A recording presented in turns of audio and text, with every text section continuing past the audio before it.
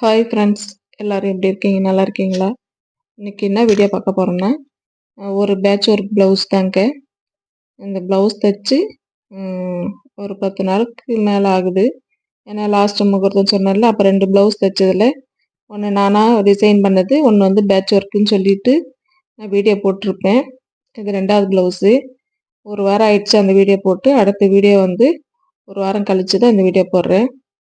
ஏன்னா சில காரணங்கள், எனக்கு ஒர்க் அதிகமாக இருந்தது ஒன்று, இன்னொன்று எங்கள் பாப்பாவுக்கு உடம்பு சரியில்லை. அதனால் வந்து வீடியோலாம் எடிட்டிங் பண்ணி போட டைம் இல்லாதனால தான் லேட் ஆகிடுச்சு. இந்த பேட்ச் ஒர்க் எப்படி வந்து ஸ்டிச் பண்ணுறோன்றது நான் உங்களுக்கு இந்த வீடியோவில் காமிச்சிருக்கேன். என்ன ஒன்று, பேக் சைடு ஸ்லீவ் மட்டும்தான் வந்து உங்களுக்கு நான் வீடியோ போட்டிருக்கேன். ஏன்னா ஃபுல் ஃபினிஷிங்கு நான் வந்து வீடியோ எடுத்து போடலை. ஏன்னா முக்கியமானது மட்டும் தெரிஞ்சுக்கிட்டா போதும்ல, அதுக்காண்டி தான். லைனிங் இல்லை, மேல் பீஸ் இருக்குங்கள, ப்ளவுஸோடைய மேல் பீஸு, அதில் மட்டும் இந்த பேட்ச் ஒர்க் வச்சு மேலே வந்து ஒரு தையல் போட்டுக்கணும். நெக்கு வந்து அகலமாக இருக்குதுன்னு ஏற்கனவே நான் சொல்லியிருந்தேன் கட்டிங்லே. கட்டிங் வீடியோ போட்டிருக்கேன், அதில் சொல்லியிருப்பேன். இது வந்து ஏன் இந்த வீடியோ போடுறேன்னா, மெயினு பேட்ச் ஒர்க்கில் நெக்கு அகலம். அந்த பாப்பா வந்து ஒல்லின்னு சொல்லியிருந்தேன். அதனால் அது வந்து எப்படி அட்ஜஸ்ட் பண்ணி தைக்கலாம் அப்படின்றதுக்காண்டி தான் இந்த வீடியோவை போட்டிருக்கேன். பேக் சைடில் வந்து எப்படி வந்து அவங்க சைஸுக்கு நம்ம நெக்கு கொண்டு வரலாம் அப்படின்றது தான் இந்த வீடியோவில் காமிச்சிருக்கேன். ஒன் சைடு கைடு போட்டு இந்த நெக்கு வந்து சுற்றி ஒரு தையல் போட்டுக்கோங்க. லைனிங் இல்லை, லைனிங்கு பிறகு தான் வச்சு ஸ்டிச் பண்ணணும். முதல்ல வந்து இந்த பேட்ச் ஒர்க் மட்டும் வச்சு உள்ளே தையல் போட்டுக்கிட்டு, இந்த சுற்றி ஏற்கனவே வந்து கொஞ்சம் பீஸ்லாம் இருந்துச்சு பார்த்தியா, பிசுறு மாதிரி, அதெல்லாம் சைஸ் பண்ணி விட்டுக்கிட்டேன். முதல்ல கட் பண்ணிட்டேன். கட் பண்ணிவிட்டு அதுக்கப்புறம் மேலே ஒரு தையல் போட்டுக்கிட்டு சுற்றி தையல் போட்டுருங்க போதும். இதில் வந்து என்னென்னா, அந்த சென்டரில் ஒரு சிலது வந்து கல்லுலாம் வச்சுருப்பாங்க. கல் இருக்கும், பாசி இருக்கும். அதில் வந்து கொஞ்சம் பொறுமையாக வந்து தைச்சிங்கன்னா ஊசி வந்து எந்த டேமேஜும் ஆகாது, உடையாது. லைட்டாக கைடை தூக்குனா மாதிரி இந்த இடத்துல வந்து கொஞ்சம் பொறுமையாகவே நீங்கள் தையல் போட்டுக்கோங்க. ரொம்ப ஃபாஸ்ட்டாக மிதித்து ஊசி உடஞ்சிரும். அதனால் வந்து இந்தமாரி பேட்ச் ஒர்க் தைக்கும் போது கொஞ்சம் பொறுமையாக தைச்சா நல்லா நீட்டாக இருக்கும். ஏன்னா ஊசி உடையாது. அதே போல் வந்து துணி சுருங்காது. ஒரு வாட்டி ஊசி எதுலையாவது தட்டுச்சுன்னா கண்டிப்பாக அடுத்தது துணி வந்து சுருக்கமாக இழுத்துக்கிட்டே இருக்கும். அதுக்காண்டி தான் சொன்னேன். இந்த ஃபுல்லாக தையல் போட்டாச்சு. அப்புறம் வந்து இந்த ஃப்ரண்ட்டில் வரும் பார்த்தீங்களா கொஞ்சம் ஒர்க்கு, அது இருக்குது. அதை மட்டும் கட் பண்ணி எடுத்துக்கிட்டேன். இப்போ வந்து கழுத்து அகலமாக இருக்குன்னு சொன்னேன் பார்த்தீங்களா, அப்போ வந்து லைனிங் தைக்கிறதுக்கு முன்னாடி இந்த பீஸில் வந்து இந்த பேட்ச் ஒர்க் வச்சுட்டு இங்கே பாருங்கள், ஒரு 1/2 இன்ச்சுக்கு நான் சென்டரில் ஒரு டாட் மாதிரி பிடிக்கிறேன். நெக்குக்கு டபுளாக மடிச்சதில் 1/2 இன்ச்சு. அப்போது கணக்கு பண்ணிங்கன்னா 1 இன்ச்சுக்கு நான் வந்து டாட் பிடிச்ச மாதிரி இருக்கும். இப்படி சென்டரில் டாட் பிடிச்சிட்டிங்கன்னா கழுத்து உங்களுக்கு கொஞ்சம் அகலம் கம்மியாயிடும். அதுக்கப்புறம் நம்ம ஏற்கனவே கழுத்தில் பாருங்கள், நம்ம மார்க்கு கொஞ்சம் அடையாளத்துக்கு மார்க் வச்சுருக்கேன், இதுதான் அகலம் அப்படின்ற மாதிரி.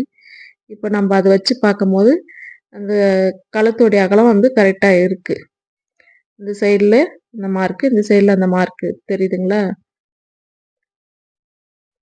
இப்போ இது வந்து கரெக்டாக நேர் பண்ணி சென்டர் நேச்சு போட்டுட்டு, இல்லைன்னா சென்டரில் ஒரு அடையாளம் லைனிங்கில் மார்க் பண்ணிட்டீங்கன்னா அந்த சென்டரும் கீழே பீஸில் இருக்கிற சென்டரையும் வச்சு ஒரு இந்த மாதிரி ஊசி போட்டு விட்ருங்க, குண்டூசி போட்டு.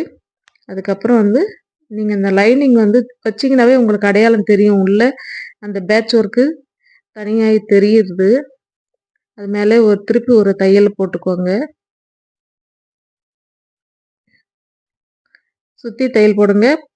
சுற்றி தையல் போடும்போது கொஞ்சம் துணி அப்பப்போ எடுத்து விட்டு தையல் போடுங்க. ஏன்னா அந்த மார்க் வந்து கரெக்டாக இருக்கான்னு பார்த்துக்கணும். இந்த பக்கமும் அந்த பக்கம் மார்க் வச்சுருக்கோம்ல, அது வந்து கரெக்டாக உட்காருதான்னு பார்க்கணும்.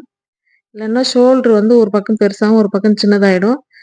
நெக் வந்து கிராஸ் ஆகிடும். அதுக்காண்டி தான். இப்போ நெக்கு சுற்றி தையல் போட்டாச்சு. இப்போ கீழேயே வந்து நான் முதல்ல தையல் போட்டுக்கிறேன். ஏன்னு கேட்டிங்கன்னா, நம்மளுக்கு மடிக்கும் போது உள்ளே வந்து கரெக்டாக இருக்கும். நான் ஒரு சில டைமில் வந்து நெக்கு நேச்சு போட்டு தையல் எட்ஜ் தையல் போட்டுட்டு அதுக்கப்புறம் கீழே மடிச்சடிப்பேன். ஆனா, இதுல வந்து அந்த கீழ கொஞ்சம் கிராஸ் பண்ணி வர மாரி இருக்கு பார்த்தீங்களா நீங்க? அந்த பேட்ச் ஒர்க் வைக்கும்போதே பார்த்துருந்தா தெரிஞ்சிருக்கும். அந்த இடத்துல வந்து படிமான தையல் போட முடியாது. அதனால வந்து சரி நம்ம கீழ அடிச்சுட்டு எப்படியும் நம்ம இந்த ரவுண்டு மட்டும் தான் வந்து படிமான தையல் போட போறோம். அதனால வந்து கீழ அடிச்சுட்டு, நான் இதுக்கு மட்டும் வந்து தனியா அந்த படிமான தையல போட்டு உள்ள திருப்பி விட்டுட்டேன் நானு.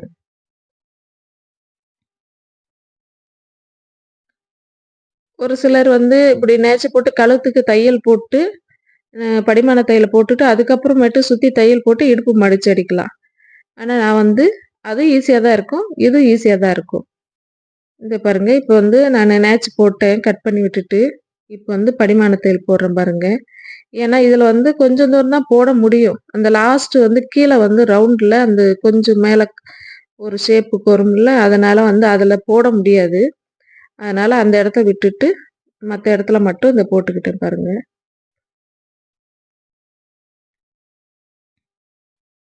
இந்த ஒர்க்குக்கு தகுந்த மாரி கொஞ்சம் டிசைன்லாம் நம்மளே மாத்தி தான் இந்த இது மாரி தையல்லாம் போட வேண்டியது இருக்கும். ஈஸியா முடியிற மாரி பார்த்துக்கணும். எனக்கு இப்ப கீழ ஒரு தையல் போட்டதுனால எனக்கு முடிஞ்சிருச்சு.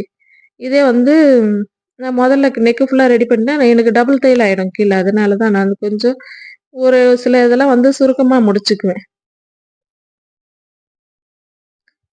இப்ப சுத்தி திருப்பியாச்சு. திருப்பிட்டு இந்த எட்ஜ்ல கண்டிப்பா தையல் போட முடியாது. ஏன்னா போட்டாலும் பைப்பிங் வர மாரி தான் போடணும். ஆனா வேண்டாம். இதுல எதுக்கு அப்படின்னு சொல்லிட்டு, நான் எப்படி இந்த மேல் தையல் போடுறேன்னு பாருங்க. எட்ஜ்ல இல்லாம, தையல் இல்லாம, மேல எப்படி தையல் போடுறேன்னு பாருங்க. எல்லாருமே எட்ஜ்ல கண்டிப்பா தையல் போடுவாங்க. ஆனா நான் எட்ஜ்ல தையல் போடல. லைனிங்கு உள்ள திருப்புனதுக்கப்புறம், நான் வந்து அந்த ஓரத்துல கழுத்து சுத்தி வந்து தையல் போடல. அதுக்கு பதிலா எப்படி போடுறேன் பாருங்க. இந்த நெக் பேட்ச் ஒர்க் வச்சேன் பார்த்தீங்களா? அந்த ரவுண்டிலே 2வது லைனா நான் தையல் போட்டுட்டு வரேன். அப்போ வந்து உள்ள லைனிங் வந்து கரெக்ட்டா உட்காந்துருக்கும் நெக்குக்கு.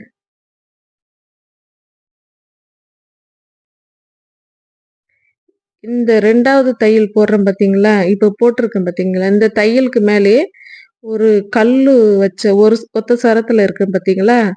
அத வச்சு மேல வச்சு எம்மிங் பண்ணணும். அந்த தையல் தெரியாத அளவுக்கு எம்மிங் பண்ணணும்.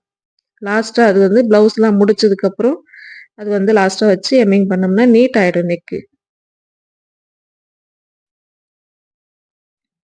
இது போல சுத்தி தையல் போட்டுட்டு, அதுக்கப்புறம் கீழ பாட்டத்துக்கு ஒரு ஒரு தையல் போட்டுட்டு மடிச்சு, சுத்தி சைஸ் பண்ணி எடுத்துக்க வேண்டியது தான். சுத்தி தையல் போடணும். சுத்தி தையல போட்டு எடுத்துக்கணும்.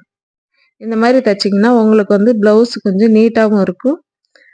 பார்க்கறதுக்கு டக்குன்னு வேல முடிஞ்ச மாரி இருக்கும்.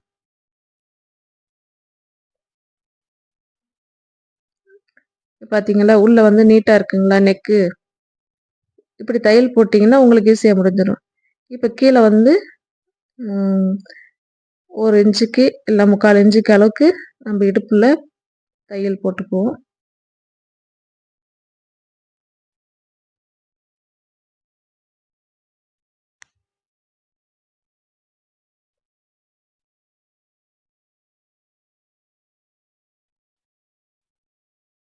இது தைக்கும்போதே பேட்ச் ஒர்க் வச்சு தைக்கிறதுனால கொஞ்சம் மேல் பார்க்கறதுக்கு சுருக்கமா இருக்கிற மாரி தெரியும்.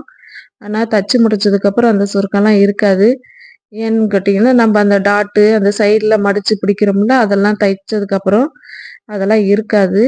நீட்டா இருக்கும். அதுக்கு மேல இருந்துச்சுன்னா, நீங்க லாஸ்ட்டா ஒரு வாட்டி ஒரு அயர்ன் பண்ணிக்கோங்க. நான் அயர்ன் பண்ண மாட்டேன். ஏன்னா ஃபர்ஸ்ட் ஸ்டார்ட்டிங்ல நான் அயர்ன் பண்ணிட்டு தான் நான் துணியே கட் பண்ணுவேன். அதனால வந்து லாஸ்ட்டா வந்து அயர்ன் பண்ண மாட்டேன். லாஸ்ட்டா அயர்ன் பண்றேன்னா, அந்த தையலுக்கு மட்டும் அயர்ன் பண்ணுவேன். ஏன்னா, ஒரு சில நேரத்துல வந்து துணி வந்து உள்ள நெறைய விட்டு தைங்கன்னு சொல்லுவாங்க. ஏன்னா தையல் வந்து நான் கொஞ்சம் வெயிட் போட்டுட்டேன்னா, எனக்கு வந்து பிரிச்சு விட வேணும் அப்டின்னுவாங்க. அதனால உள்ள வந்து நெறைய உள்ள வந்து சைடுல கொஞ்சம் துணி விடுறோம்னா, அந்த டைம்ல அயர்ன் பண்ணணும். ஏன்னா வந்து உள்ள துணி நெறைய இருக்க சைடுல வந்து முறுக்கும் ஒரு மாரி தூக்கிட்டு இருக்கும். அதனால அந்த டைம்ல அயர்ன் பண்ணி குடுத்தோம்னா நீட்டா இருக்கும் நம்பளுக்கு.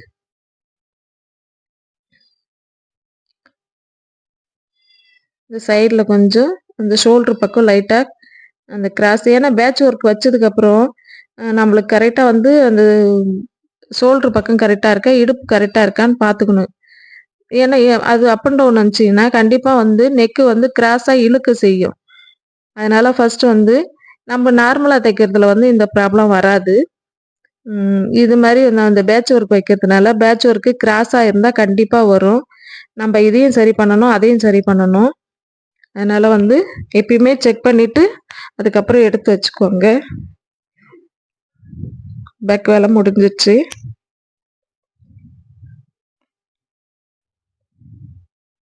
இந்த சைடுக்கு வந்து நம்மளுக்கு இடுப்போடைய அகலமும் டாட் பிடிக்கிறதுக்கு மார்க் வச்சுட்டு நான் வந்து டாட் வந்து லாஸ்ட்ல தான் பிடிப்பேன்.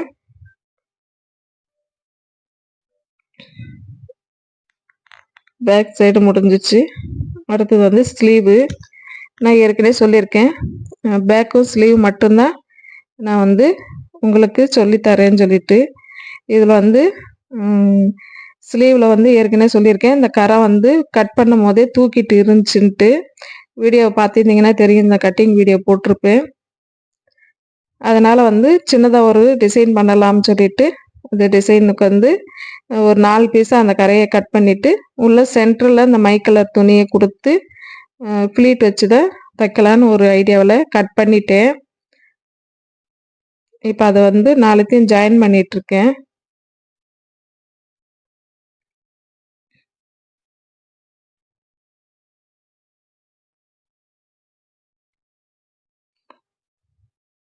இந்த 2 ஸ்லீவுக்கும் ஜாயின் பண்ணியாச்சு. ஜாயின் பண்ணிவிட்டு இது மாதிரி கொஞ்சம் லைட்டாக தேய்ச்சி விட்டுக்கோங்க கையில்.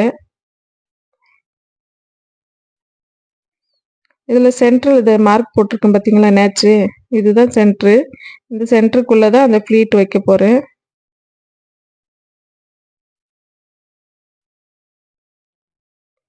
இந்த பக்கம் ஒரு 2 மடிப்பு, இந்த பக்கம் ஒரு 2 மடிப்பு, அவ்வளோதாங்க.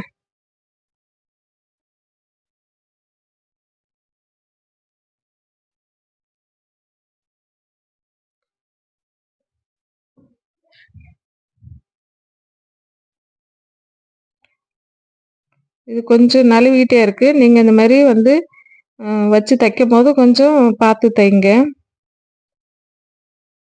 ஒரு சிலர்லாம் இது வந்து குண்டு ஊசி போட்டுட்டு இது வந்து கரெக்டாக வர மாதிரி வச்சு அடிப்பாங்க. நான் எதுவும் குண்டு ஊசிலாம் எதுவும் யூஸ் பண்ணலை. சும்மா இல்லை, இது வந்து கையிலேயே மடித்து அப்படியே பிடிச்சி தான் தைக்கிறேன். இது ஏன் சென்டரில் ஒரு தையல் போடுறேன்னா, அந்த ஸ்லீவோடைய உயரம் எது வரைக்கும் வருதுன்னு பார்க்கணும். அந்த மடிப்பு வந்து நீட்டாக தெரியணும்ல, அதுக்காண்டி தான்.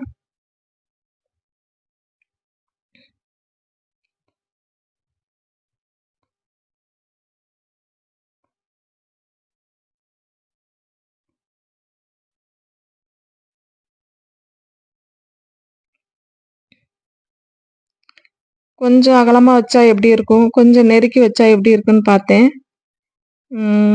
கொஞ்சம் மீடியமா இருந்தால் மட்டும்தான் நல்லாயிருக்கும். ஏன்னா மை கலரும் கொஞ்சம் தெரியணும்ல, அந்த டிசைன் பண்ணுறது தெரியணும்ல, அதனால தான். ஏன்னா நம்ம வந்து டிசைன் பண்ணுறோன்னு வச்சுட்டோம். ஆனால் முதல்ல ஐடியா பண்ணுறது கிடையாது. தைக்கும்போது முதல்ல வந்து ஐடியானா இது வந்து சென்டரில் ப்ளூ கலர் கொடுக்கணும்னு ஐடியா பண்ணிட்டேன். ஆனால் எந்த அளவுக்கு கொடுக்கலாம், எந்த அளவுக்கு தெரியும். ஏன்னா சின்ன கை வந்து லாங் கைன்னா கொஞ்சம் தெரியும். எல்போ வரைக்கும்னா கண்டிப்பாக தெரியும். இது எல்போ கிடையாது, ஷார்ட் கை தான். ஷார்ட்டாக தான் வச்சுருக்கேன். அதனால் அதுலேயே வந்து மாடல்.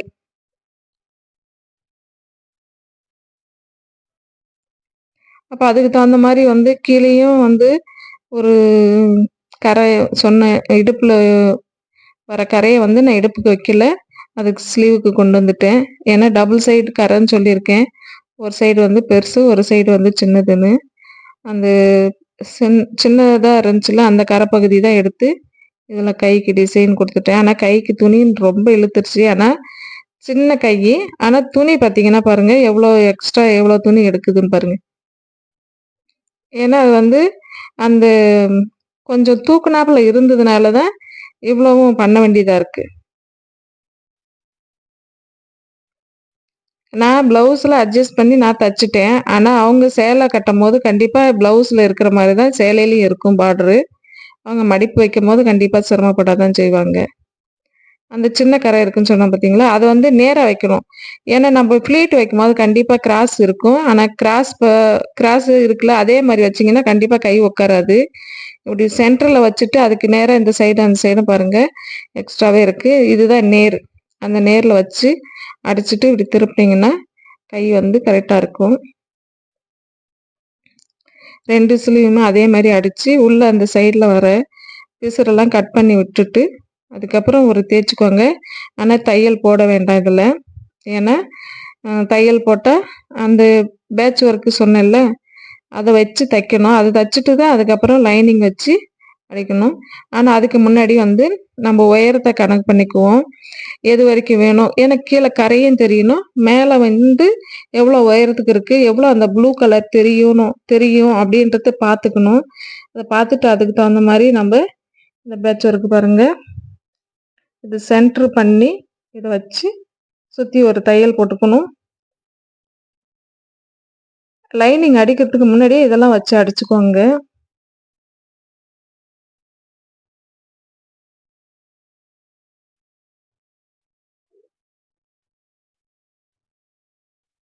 இது போல் சுற்றி தையல் போட்டுருங்க.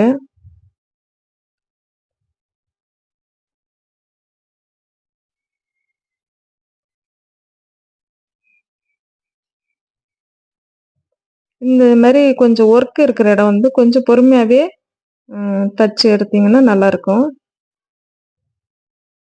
புதுசாக தைக்கிறவங்களாகட்டும் ரொம்ப பொறுமையாக தைங்க.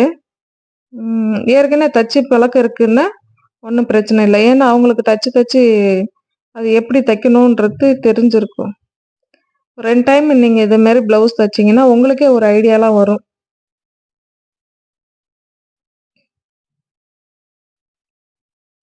இப்போ வந்து இந்த ஸ்லீவ் ரொம்ப கொஞ்சம் இந்த சைடில் துணி இருக்குல்ல அதை லைட்டாக கட் பண்ணி விட்டுட்டு அதுக்கப்புறம் இன்னொரு ஸ்லீவ்லேயும் அதே மாதிரி வச்சு அந்த பேட்ச் ஒர்க் வச்சு அடிச்சுட்டு அதுக்கப்புறமேட்டு நம்ம லைனிங் பீஸ் வந்து உள்ள திருப்பி எப்படி அடிக்கணும்னு பாருங்க.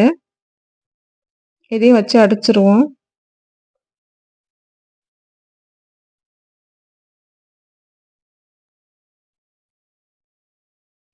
நான் கண்டிப்பாக ஒரு ஸ்லீவ்லேயே வந்து உங்களுக்கு வீடியோ ஃபுல்லாக முடிச்சிருக்கலாம்.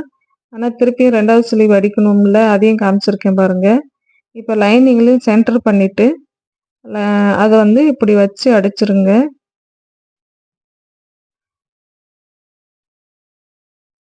இப்படி வச்சு தையல் போட்டிங்கன்னா அதுக்கப்புறம் இந்த சைடில் எவ்வளோ பீஸ் இருக்குது பாருங்கள், இதையும் கட் பண்ணி விட்டுடணும். கட் பண்ணி விட்டுட்டு எனக்கு அப்படியே தைக்கும் போது கண்டிப்பாக வந்து கொஞ்சம் பிளெயினாக இருக்கிற மாதிரி இருந்தது.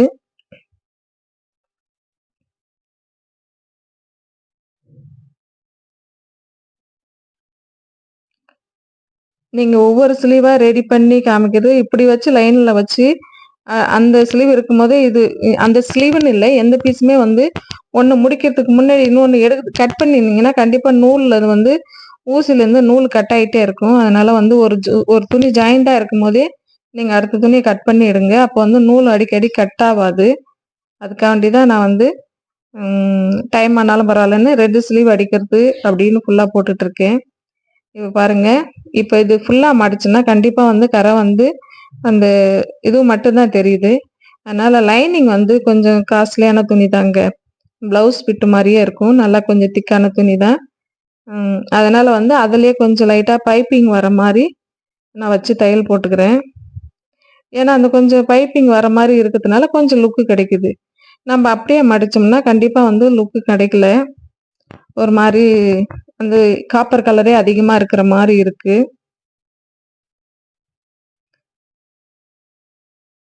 இப்போ கீழே வச்சு தையல் போட்டாச்சு.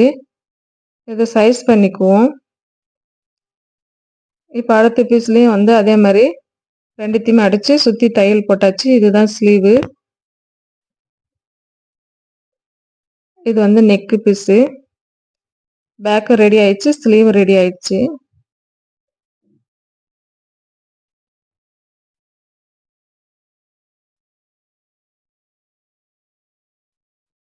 இப்படி தாங்க வரும் ஸ்லீவ் அட்டாச் பண்ணிங்கன்னா. நல்லா இருந்தது. ஏன்னா அந்த பாப்பா வந்து எதிர்பார்த்துருக்காது ஸ்லீவ் இப்படி வச்சு தைச்சிருப்பேன்னு. ஏன்னா நான் சொல்லலை ஸ்லீவில் வந்து டிசைன் கொடுப்பேன்னு சொல்லவே இல்லை. இது வந்து ஃப்ரண்ட்டு பட்டி எல்லாமே இருக்குது. இது ஃபுல்லாகவே வந்து ஃபுல்லாக ஸ்டிச் பண்ணிவிட்டு இந்த பாரு சைடு அடித்து முடிச்சிட்டேன். ஏன்னா ஃபுல்லாக ஃப்ரண்ட் அடிக்கிறத நான் சொல்லலை. ஃப்ரண்ட்டு ஃபுல்லாக அடிக்கிறேன்னு சொல்லிட்டு நான் ஃபுல் வீடியோ போடலன்னு சொன்னேன். பேக்கும் ஸ்லீவும் மட்டும்தான் போடுறேன். ஃப்ரண்ட் அடித்தாச்சு. ஃப்ரண்ட் ரெடி பண்ணி எல்லாம் ஜாயின் பண்ணி சைடில் வந்து நான் ஓவர்லாக் போடலை. இந்த சிசர் வந்து ஜிக்ஜாக் சிசரு. இதில் தான் வந்து சைஸ் பண்ணிகிட்ருக்கேன். இந்த சிசரில் சைஸ் பண்ணிங்கன்னா ஓவர்லாக் தேவையில்லை. ஏன்னா நூல் வந்து அவ்வளோ சீக்கிரத்தில் பிரிஞ்சு வராது. அதனால தான் இந்த சிசர் வாங்கினேன். அவ்வளோதாங்க, ஃபுல்லாக முடிச்சாச்சு. ஃப்ரண்ட்டும் ரெடி பண்ணியாச்சு. ஃப்ரண்ட்டில் வந்து ஒரு சைடில் மட்டும்தான் அந்த ஒர்க்கு வரும்.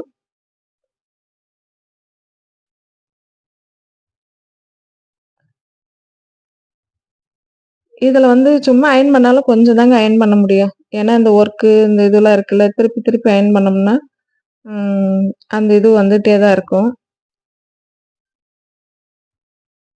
ஃபுல்லாக ரெடி ஆயிடுச்சு. அவ்வளோதான். இதில் வந்து இன்னும் வந்து கயிறு மட்டும்தான் வைக்கணும். கயிறு வந்து இது வந்து அளந்து சும்மா இந்த இதுக்கு மட்டும் வந்து நான் பாசி மட்டும் வாங்கினேன். இன்னொரு ப்ளவுஸுக்கு பாசி வாங்கலை. இதுக்கு மட்டும் பாசி வாங்கி இந்த கயிறு வச்சுருக்கேன். ஏன்னா இதில் வந்து துணி கொஞ்சம் கம்மியாக தான் இருக்குது. ஏன்னா ஸ்லீவுக்கே நான் துணியை பார்த்து தான் எடுத்தேன்னு சொல்லியிருந்தேன். அவ்வளோதான் ஃப்ரெண்ட்ஸ், ப்ளவுஸ் முடிஞ்சிடுச்சு. இந்த 2 ப்ளவுஸும் நான் வந்து முடிக்க மணி 3 மணி ஆயிடுச்சு. அவங்க வந்து 7 மணிக்கு தான் வந்து வாங்கிட்டு போனாங்க. அவ்வளோதாங்க ஃப்ரெண்ட்ஸ். வீடியோ பிடிச்சிருந்தா லைக் பண்ணுங்கள், ஷேர் பண்ணுங்கள், கமெண்ட் பண்ணுங்கள். Thank you friends.